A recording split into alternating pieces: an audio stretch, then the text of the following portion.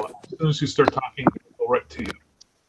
So let me, oh, I already started the broadcast. My name is Mark Monlux. I'm a freelance illustrator here in Tacoma, Washington, and you are tuning in to another episode of Epic Sketch Time. We air every Monday at 4:30 Pacific time in the U.S. There will be a link down in the description in the doobly-doo for people who want to subscribe to our reminder and notification email list. Everybody, introduce yourselves. I am Bill Morse. I'm a cartoonist and illustrator working out of Seattle, Washington, and I also do a webcomic called Rhapsodies, which you can see at rhapsodies.wpmorse.com. My name is Pat McCuen. I am in the great Commonwealth of Pennsylvania. I do a comic called The Devil and Mr. Gandhi. I also do an all-ages comic called Shakespeare Young. You can read Devil and Gandhi at devilandgandhi.com. Well, I'm Charlotte Silva, and I'm just a cartoonist wannabe so far, so I don't have anything published out there yet that I know of. And for people who are just tuning in, if regular members who have shown up more than 3 times, like Bill, Patrick, and myself, we'll have links down in the description, so you can contact us that way. If you hear something in our conversation, you have a question about it, you can contact us there. Okay.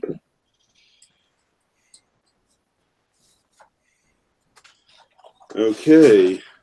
Oh, before I switch to screen share, see what you all think, I wasted a huge amount of time today doing redesigns of the Monster High cartoon as a way of practicing my watercolors. So I was sort of getting irritated about how they're all a bunch of stick figures. And They look great.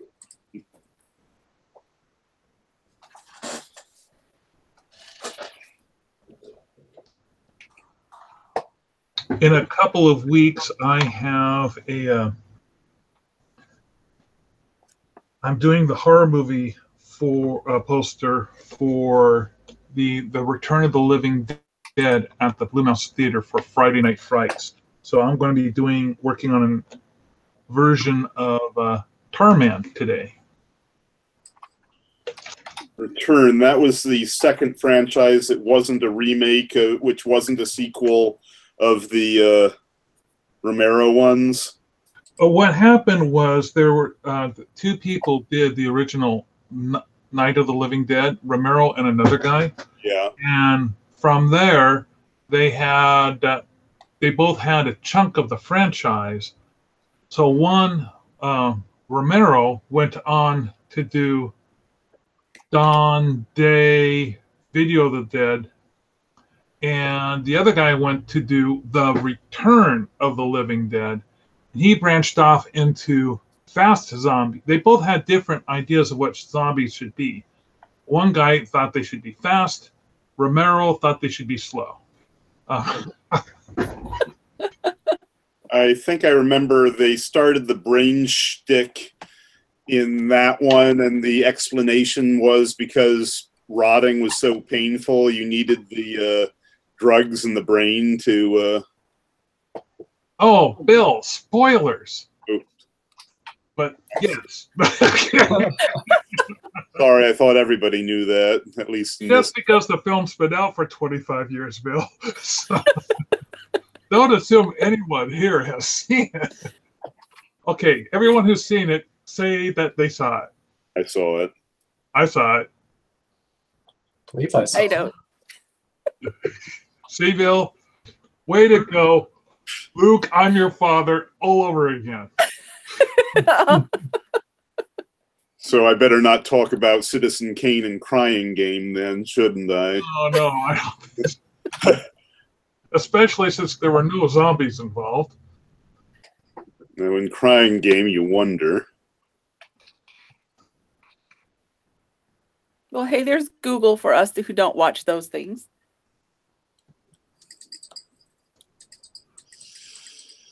Okay. Oh, on other notes, has everybody seen up to date with their media fixes? Let's see. The last movie I went to see was The Incredibles.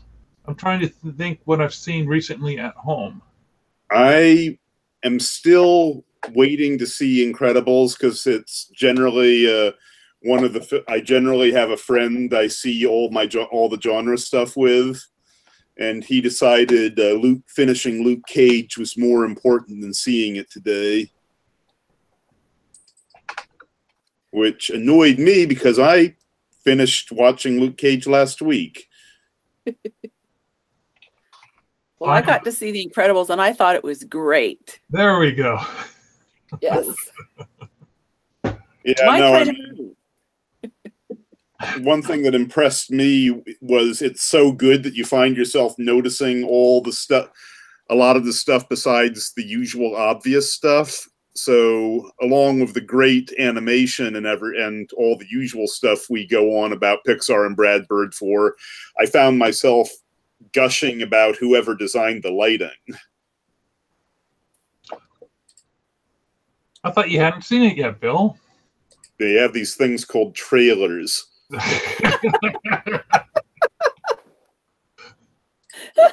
So regrettably, while I'm not saying anything, despite not seeing it, most of the spoilers have been revealed to me. Yeah. There's still some good surprises in there, though. Mm-hmm.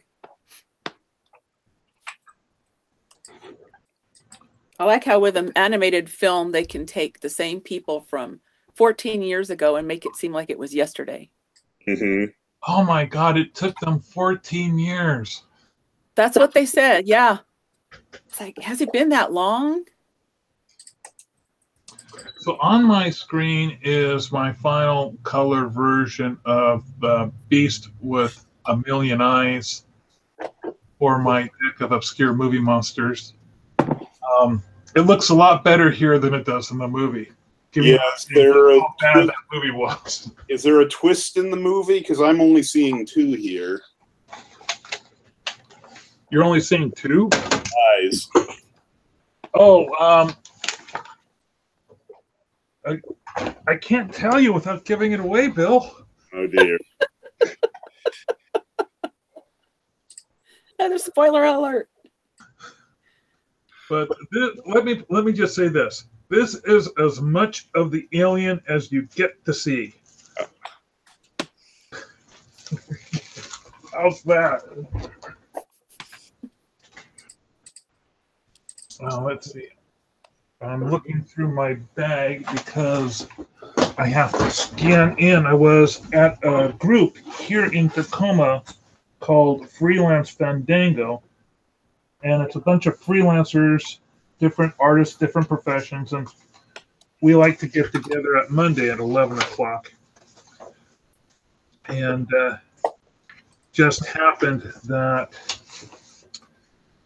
I was working on my Tarman sketch there while we all just go there and work and gab like we do here, but rather than talking about movies and how to pronounce Thanos correctly, we talk about freelance stuff. The noise you hear that I'm making is getting ready to do some scanning.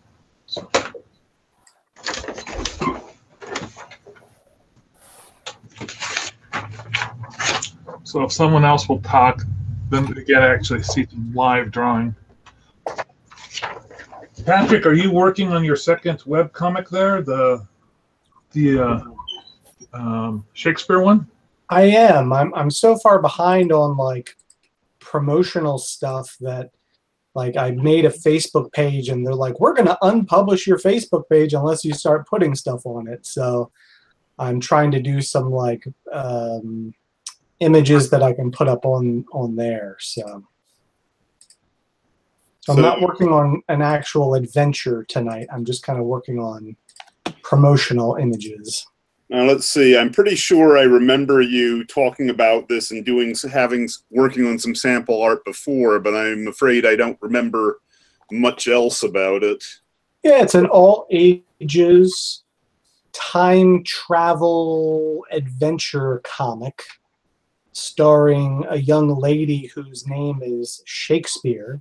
Mm-hmm. And she travels through time, giving history a little push and nudge when it's in need of a little help.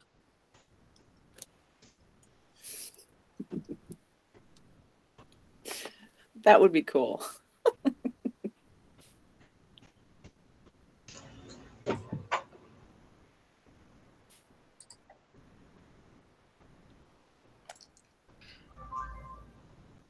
I suppose I can show on my screen right now. You should be able to see the scan that I'm trying to Oh get yeah. come in. Let's see. I found a nice wide open skull photo on the internet and decided to do my initial template over the top of that. And let's see. So do you work with pen and paper or mostly electronic? Well, I've been using a Wacom monitor that has a touch sensitivity to it,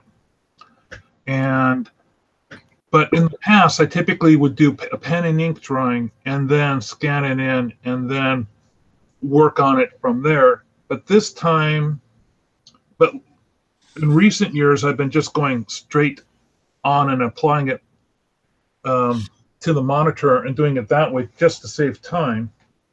However, since I wanted to do this as a vector image, I find that I was slowing myself down by trying to draw perfect lines, and I'm a lot looser and more forgiving of myself if I just use a marker. When I was a kid, I never used pencils. I always used pens so that I would force myself to speed along and not drag out an image. So and I'm just making sure that, and normally when I scan something, I scan it as text that comes across strictly as black and white.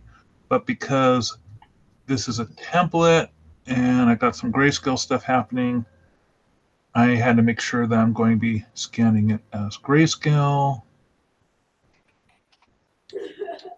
I have to figure out where I'm going to put it on my computer.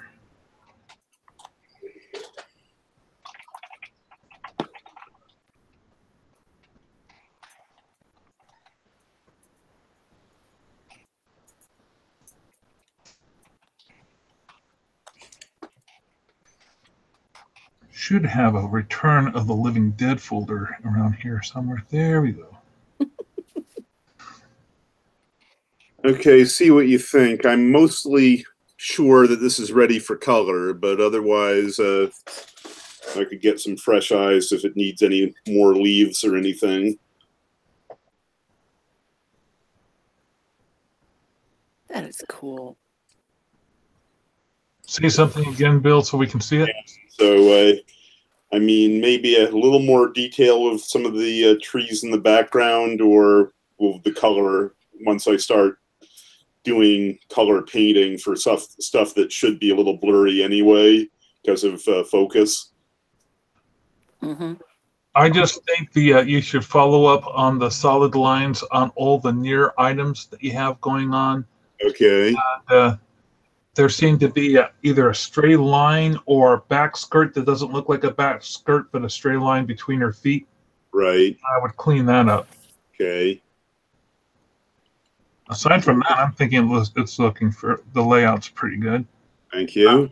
I'm having a hard time seeing it because my printer window is currently in the way. So as soon as I finish this scan, I'll be able to take a closer look. Okay. It's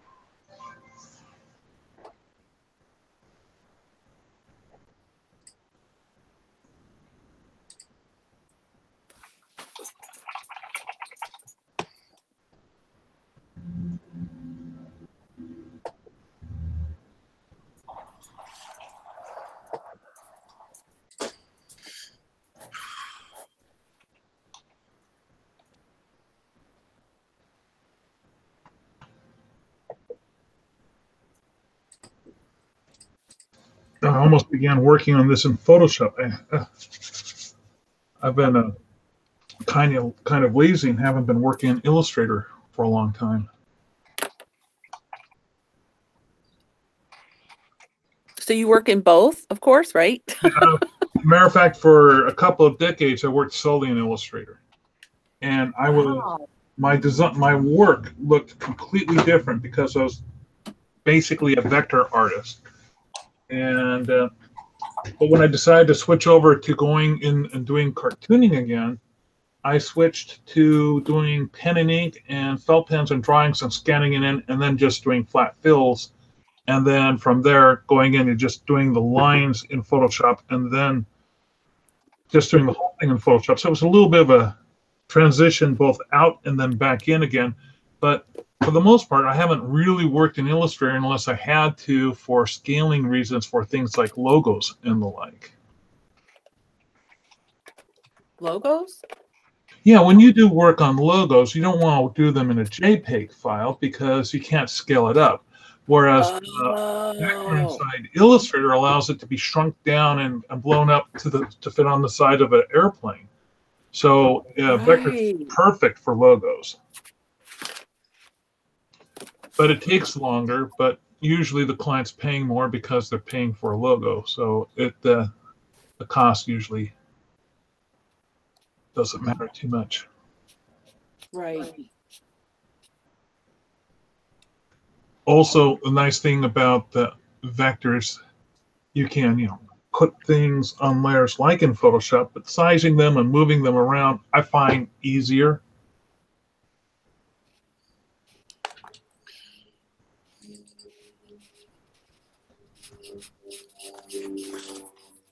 Like I'll be working on this file, and then when I finally send it off to be printed, it'll be as a TIFF file.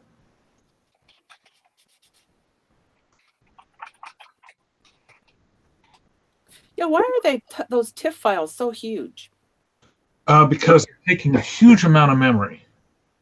When you save stuff as a PDF or a PNG file, what it does is it dumps a lot of the secondary information that's not readily presented on the screen, and it goes in and it does shortcuts. Whereas a TIFF keeps all that extra information handy in case whatever the printer is can go in and draw upon that information. At least that's my understanding. What I know, I just draw pictures for a living. Okay, well, can you tell me, is there any good way to find a color? Because I like to use like pastels that will copy or print reliably, because I've used some colors of pink that seem like they just disappear.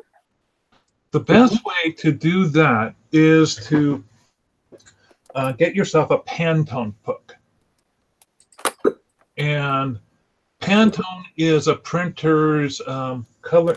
Matter of fact, I'm going to switch off my screen and show you some books.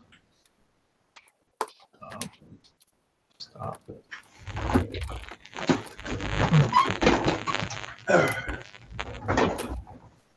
So this is a Pantone book. Back in the 50s, when all the printers across the states unionized, the unions decided that there should be a way of having consistent printing to be done from, if something was printed on the East Coast, it should look identical color-wise on the West Coast. So they created what's called the Pantone system, and they converted from the yellow, blue, red printing system to CMYK to get percentages. So a Pantone book will show you, first you have a specific color. These are formulas just of raw color and hues that the printers can put together.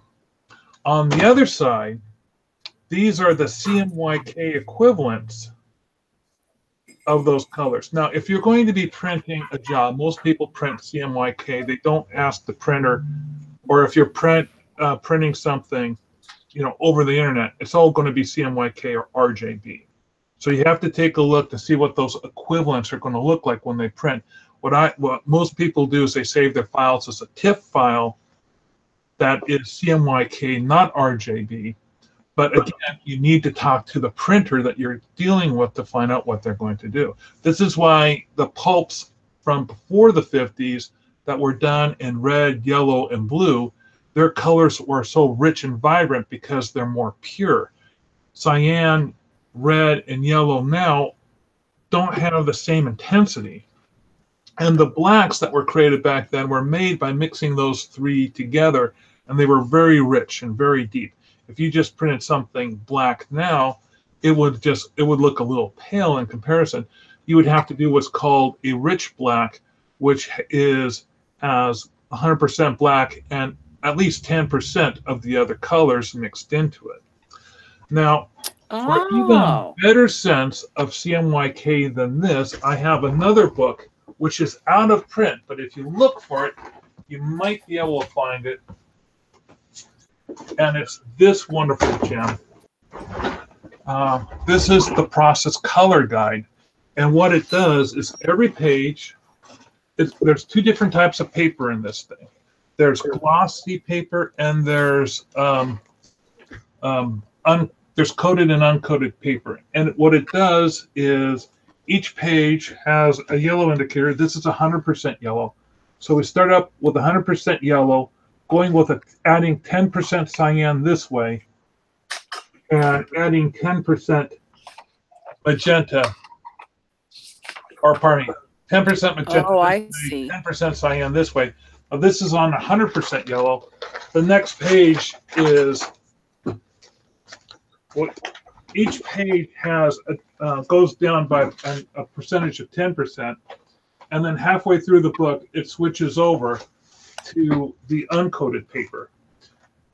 And then there's also a guideline of what those colors would look like if you add black into it by percentages of 5, 10, 20, and 30. So this gives you a whole range of all the hues available on CMYK in 10% increments on both types of paper. That way, when you're printing, you know exactly the color you're going to get by punching in the CMYK combination. And if you do that in Photoshop, Photoshop will tell you what the RJB combination is going to be. So, and then the TIFF file format has both of them in it, so you can interchange it? Well, no. Or does it lock it into one? When you're inside Photoshop, you have to determine what color mode you're working in. You're either working in black and white, grayscale, index color, RJB, or CMYK. Okay. You need to talk to your printer ahead of time to find out what type of printer they're going to use or which one you have to choose from. If you're doing this online, a lot of people will go online to get a printer or to get a print job. And unless you ask, you really don't know what you're going to get. Okay, so you have to ask them ahead of time. That might make a difference then in why the colors aren't coming out as expected. Yeah, old school was before you even started a project, you would talk to your printer. Mm-hmm. Why is that old school? That should still be new school, right? Well, it's not taught. People don't teach it.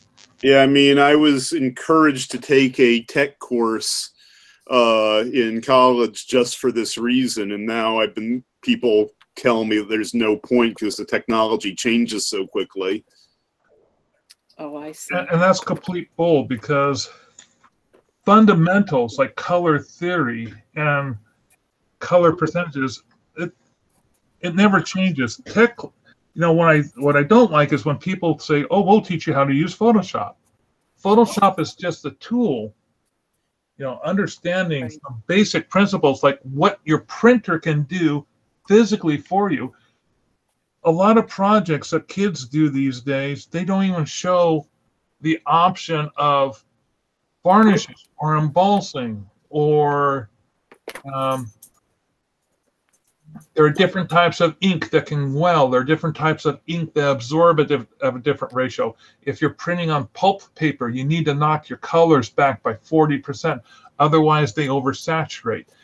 If you're Right. Yeah, it was fascinating. When I was visiting my folks, we went and saw several N.C. Wyeth exhibits because that's his stomping grounds, and it's fascinating to look at his stuff in the original because he's using extremely bright colors that almost look like pastel in the original, mainly because he's overcompensating for the print process back in the day. See, and that's one of the things that I didn't learn. And when I used the tools, I used Image Composer for years, and I kind of got familiar with some of the features when they would say emboss or Conte Crayon and different things like that. But I didn't really know what they were doing. I just clicked and made things happen.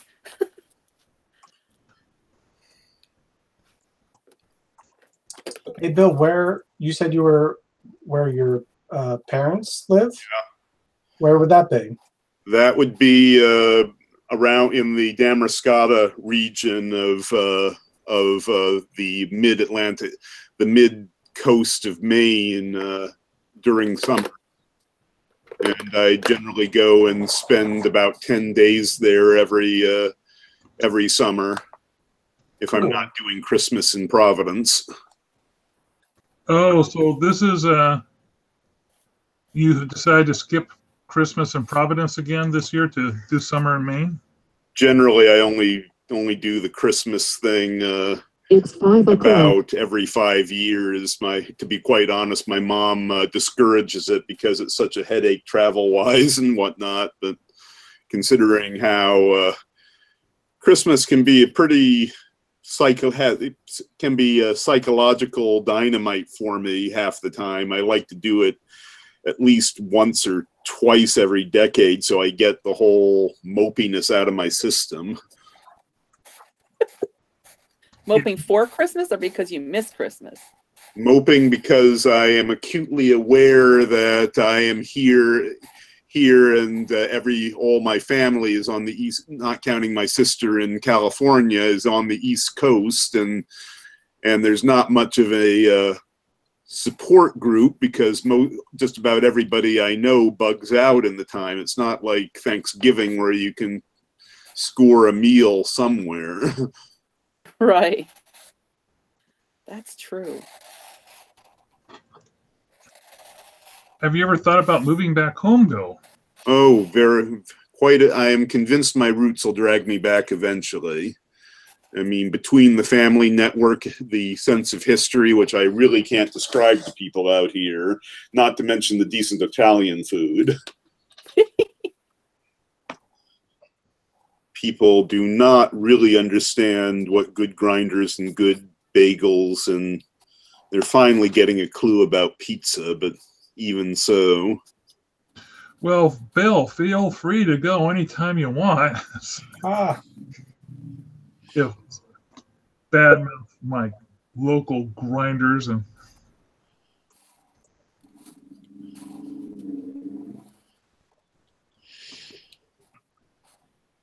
Yeah, I mean, I bore my friends about my hunt for pastrami out here.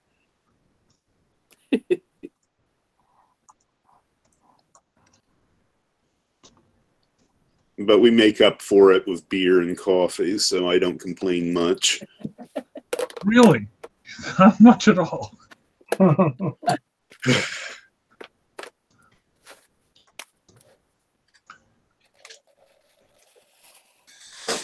Okay, there we go. What do you, okay, I think it's there. What do you all think? I think you need to go in close on the eyes and make them as identical as possible, because it looked like momentarily from just that, it could be just the monitor and how it's doing the representation of the pupils, but one of them looked larger than the other.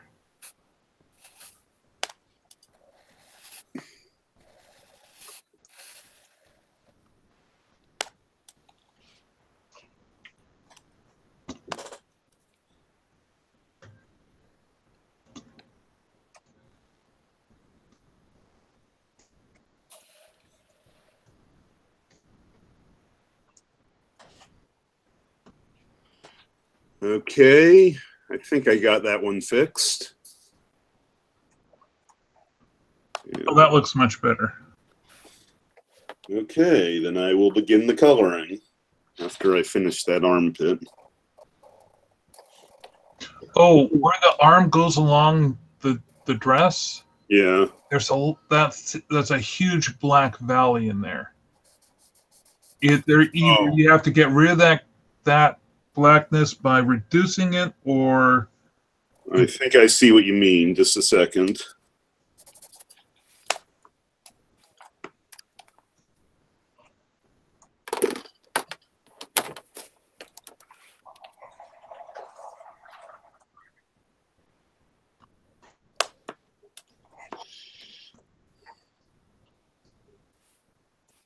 one of the reasons I like vector so much is because when I'm working on Photoshop, I'll often redraw the edge of a line numerous times, and because I want to have it a nice, crisp way, and Illustrator just does that so nicely.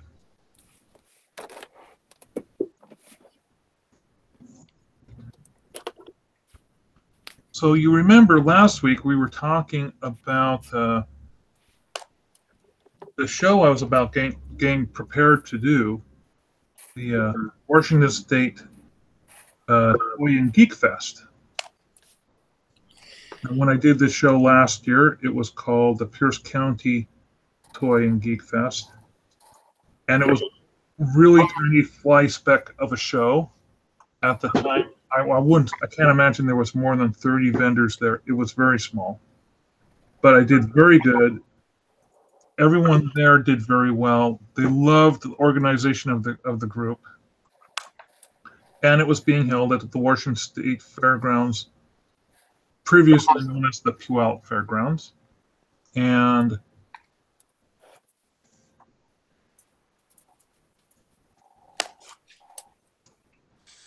when they decided to do it again, rather than just upscaling in a small way, they upscaled in a big way. And they went to another venue on the fairgrounds that was 8 times as big as the previous one. Not only was it 8 times as, so they were able to put in a huge amount of vendors.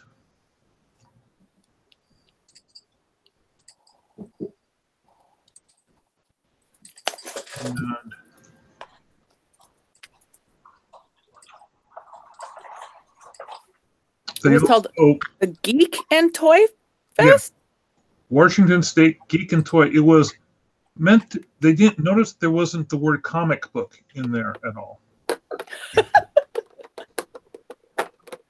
It was really meant for people who were toy collectors and people who like geek culture. It wasn't necessarily aimed at the comic book genre. So we had a whole different crowd come out to see it. However, the promoters this year, they're fairly familiar with how such shows are done.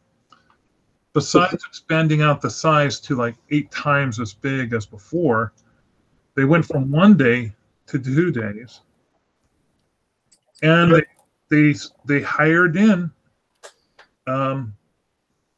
big names to come in to do the show.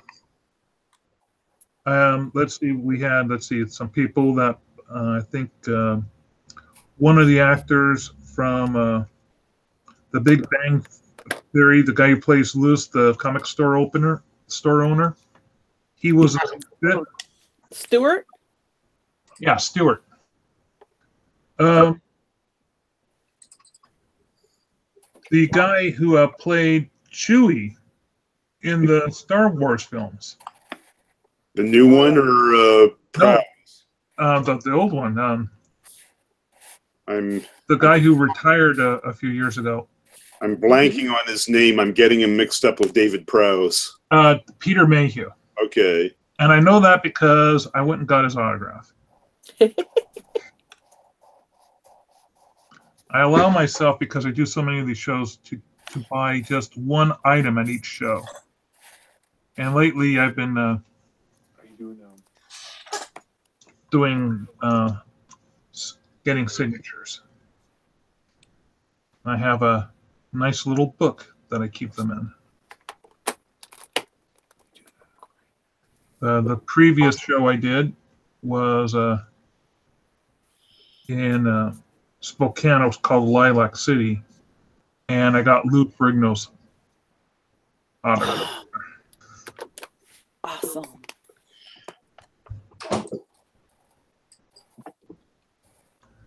Okay, I think that's got it. So other than that, And I was worried that the show would be would overexpand too much, and that they would only get the same amount of crowd that they had the year before. But that wasn't the case. They had done a tremendous amount of advertising. And while I think the crowd can still grow because there were times when it was a little thin, I think attendance was where my optimistic hopes were for it. And I was busy. I had a great show. And considering that it's, right here in town, it could quite possibly start rivaling with the Jet City comic book show, because I made just as much money there as I would at Jet City. And it wasn't even being as thickly as attended as Jet City. And I think Jet City is a slightly larger show.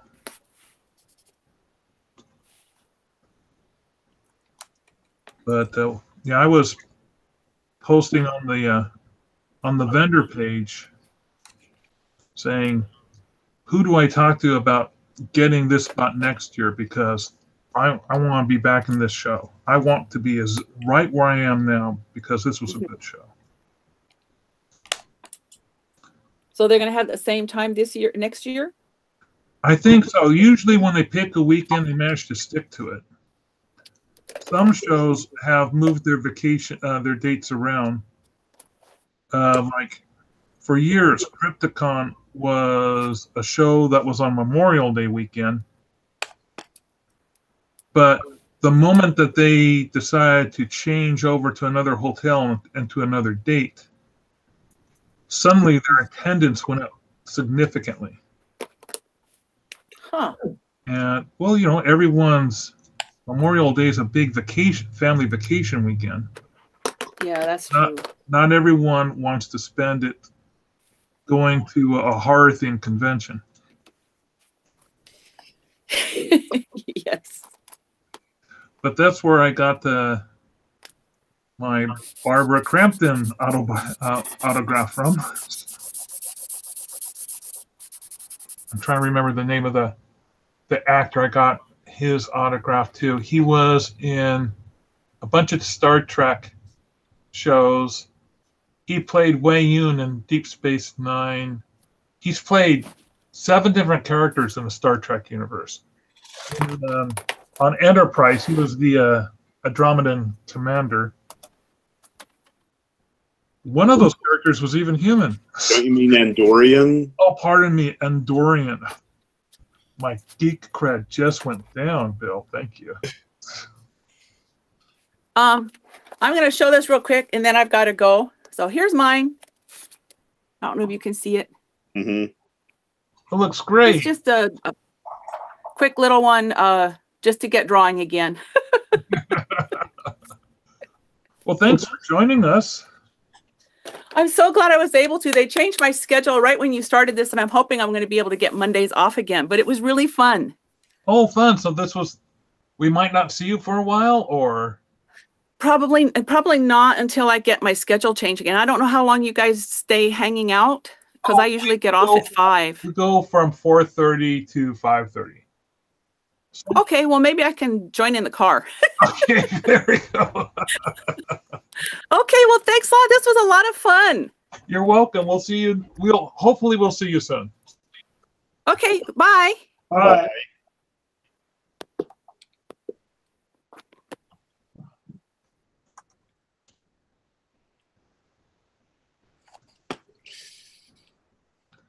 Patrick, didn't you have a show that you were off to do or going to do soon?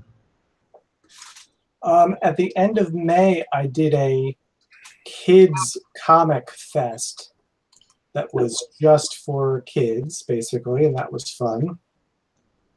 And I think the next show I do will be in September, and that's up in Utica, New York.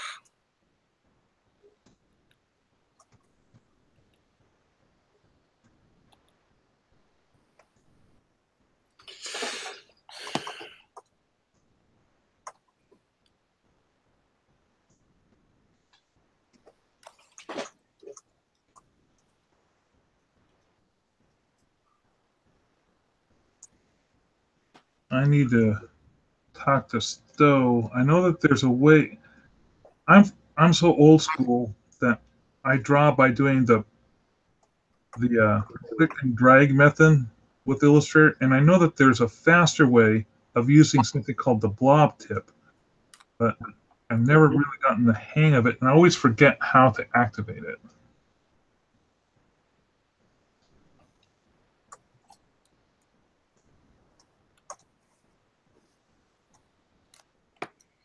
And Stowe is busy doing a cartoon summer camp Very cool. with his students. Yeah, it does, doesn't it?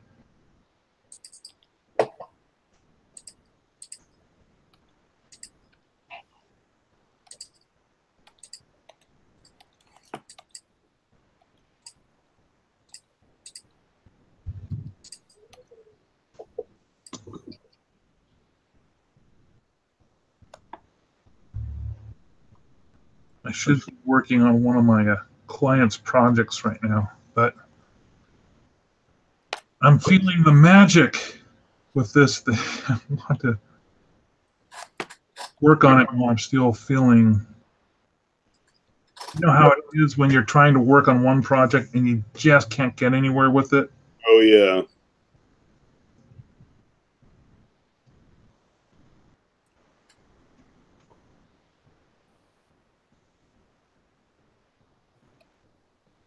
Bill, Yes. what movies did you pick up last week to watch? The theme was writers, so I picked up Deconstructing Harry and Barton Fink. Have you seen both of them then? Yes, I have. So if we went to your blog, we could see the review, or have you not written the review yet? Review comes out on Wednesday.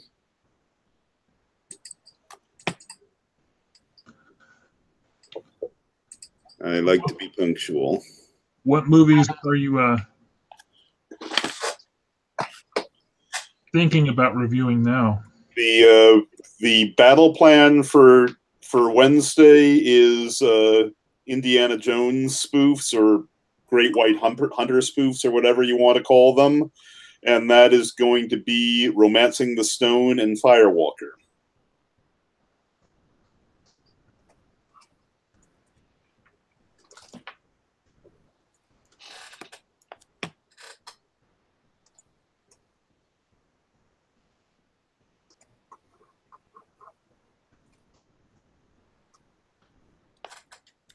I'm not familiar with Firewalker.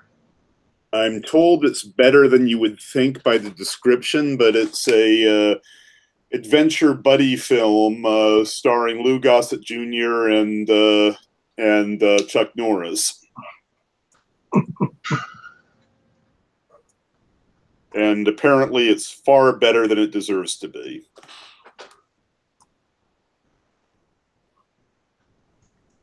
I'm wondering if it was produced by Canon Films. Who knows? I'd have to look that up.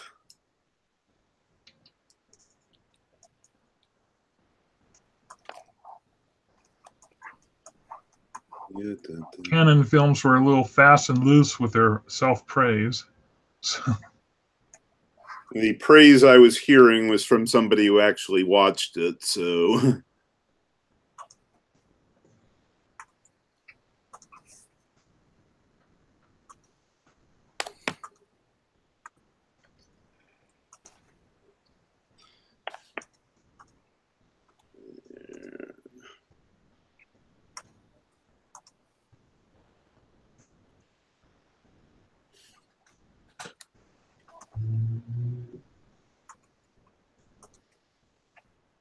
I want to show you guys something inside Illustrator that is fantastic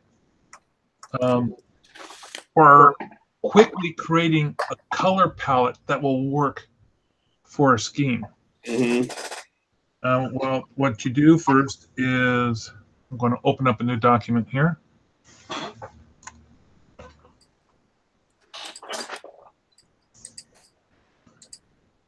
And I'm going to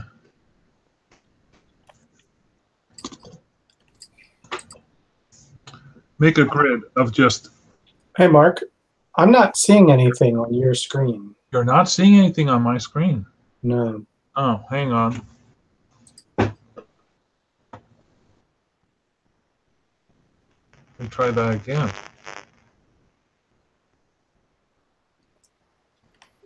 Okay, got it now. Okay.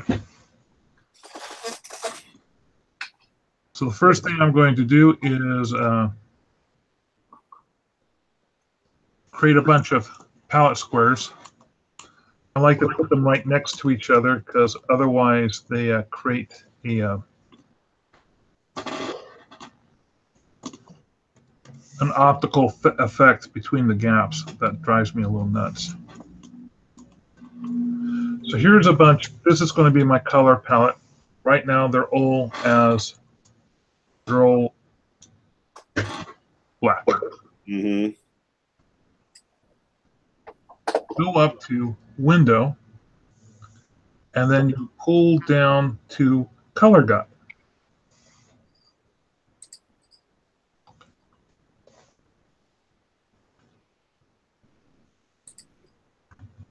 And this little window will pop up. And what you do is, oh, it's for some reason it selected the lines. I had black selected as the color. So I'll go over to my color wheel here, and I'm going to select a color. Let's say I'm going to grab something from my Pantone book since I was using it just a moment ago. This is the Pantone combination for 158. So I'm going to type in the percentages, which are 0,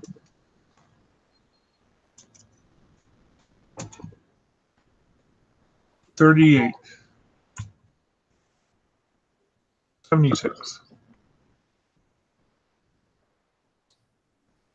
and pardon me, 0, 60, and 94. So let me do that again. 60, 94, and 0. What you see here are the colors on the wheel as they would be selected. Here's a. I'll move this down.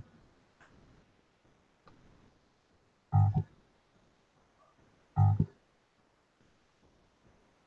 cancel that.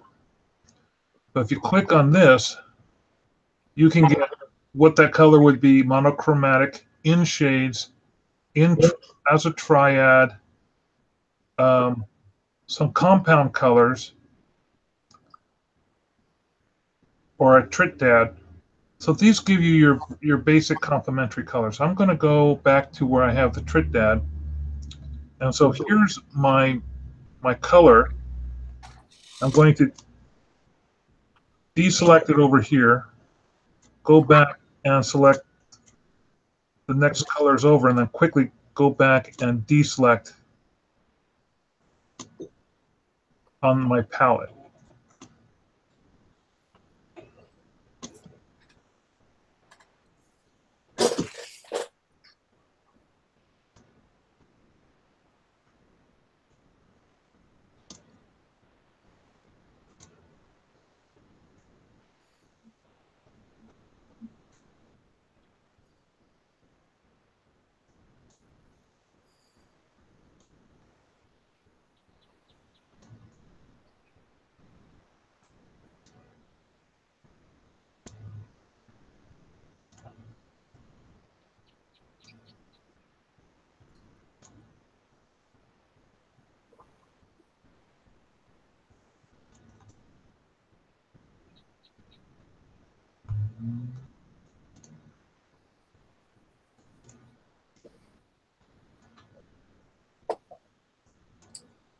Now, based on the type of mood I want to create, I'll often go into my color books and look for mood colors that would, be for like a cool season or for a warm season. There's some great books out there, and I'd start with one of those colors. Once I have my first set done here, I will then choose a secondary set depending on what else I want to have done. So here I have my set of colors with tints going across and the various complementary hues. So I'm going to go ahead, I'm going to copy this and drag this down again. This time I am going to give it a little bit of separation wall. I'm going to go back over here and I'm going to look in my selection and try to decide, do I want to have some colors that are compound, or do I want to have some high contrast? I tend to like high contrast. I find that the settings, they have 4 different high contrasts. They also have one called pentagram. This is for when you want to have something really technoscopic in color, very jarring. And then you would, again, reselect those. Usually one of the colors is the same. In this case, it's the orange color. I'm going to go through and deselect those.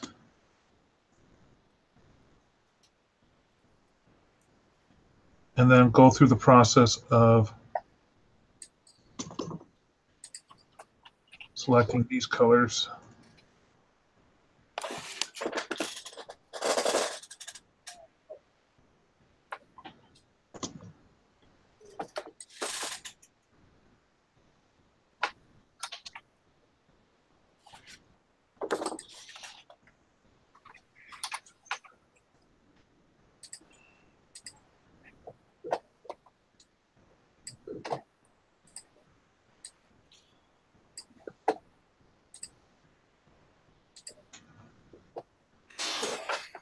Let's see.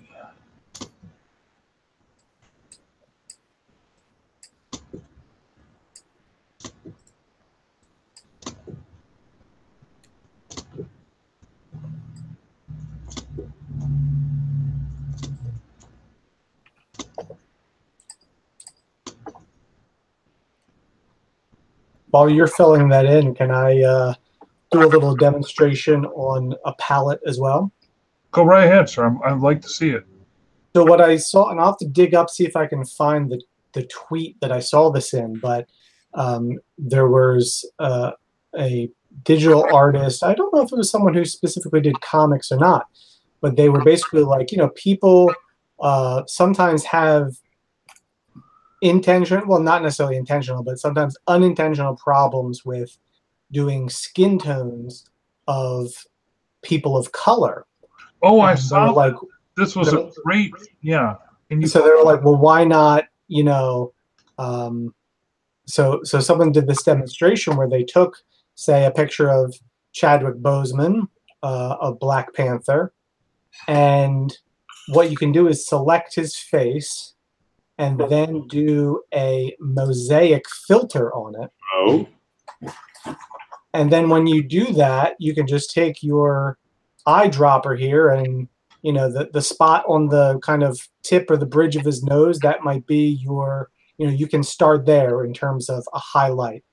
And then when you can pick, something from the shadowed portion of his jaw to be a shadow tone, and then build from there, basically, to give you a little bit better idea of the kind of variety of skin tone of people of color. And I thought that was really interesting. Yeah. And again, you are dealing with whatever the photograph is. So if it's a poorly lit, totally kind of not good photo, you're not going to have great results. But I think the part of what the point the person was making too was, it doesn't have to be like, you know, that one shade of brown that you can find in your prefab palette. You know what I mean? You can have people of color with, you know, a shadow tone that will trend towards purple brown rather than just a kind of a darker shade of an orange or yellow brown, you know? Yeah, and I mean, one of the things that surprises me is that there's a lot more purples in that brown than you think there are. Sure. I mean, it's interesting. I've been doing I've been sort of been figuring out the non-digital version of it, of how to do mix colors for my little watercolor projects on the side. And one of the main recipe for the basic shade is a mix of burnt sienna and magenta. It's 5:30.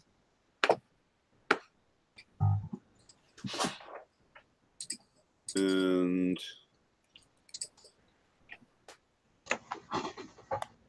Well, gentlemen, it's time for me to turn back into a pumpkin. I will. It was nice seeing you guys again, and it was nice seeing what was C Silva. I'm not sure what her. I'm sorry, Charlotte. Charlotte. Nice meeting Charlotte, and I hope we see her again. And I hope to see you guys next week. Yeah, no, I'm pleasantly surprised. Normally, she's been coming to CNW for a while, but normally she has problems with connection, Wi-Fi connection.